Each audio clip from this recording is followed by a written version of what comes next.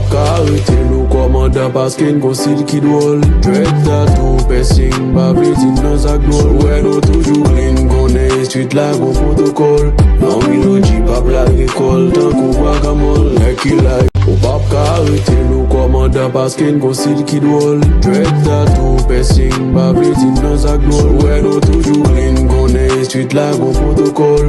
Nan mi nou di pap la rekol, tan kou guacamole. Leki la ou pap ka arete nou komanda paske n'go sil ki drôle. Dread tattoo, piercing, babletin nan sak drôle. Ouais nou toujou lin konen street la gon protokol. Nan mi nou di pap la rekol, tan kou guacamole. Leki la ou pap ka arete nou komanda paske n'go sil ki drôle. Dread tattoo, piercing, babletin nan sak drôle. Ouais nou toujou lin konen street la gon protokol. Nan mi nou di pap la rekol, tan kou guacamole. Leki la ou pap ka arete nou komanda paske n'go sil ki drôle. Dread tattoo, piercing, babletin nan sak drôle. Ouais nou toujou lin konen street la gon protokol.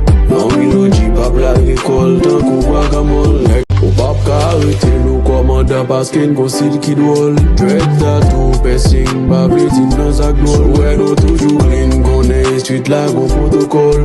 Nan mi nou di pap la rekol, tan kou guacamole. Ou pap ka arete nou komanda paske n'go sil ki drôle. Dread tattoo, piercing, babletin nan sak drôle. Ouais nou toujou lin konen street la gon protokol. Nan mi nou di pap la rekol, tan kou guacamole.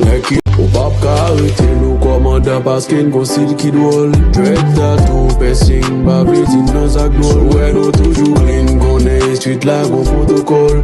Nan mi nou di pap la rekol, tan kou guacamole.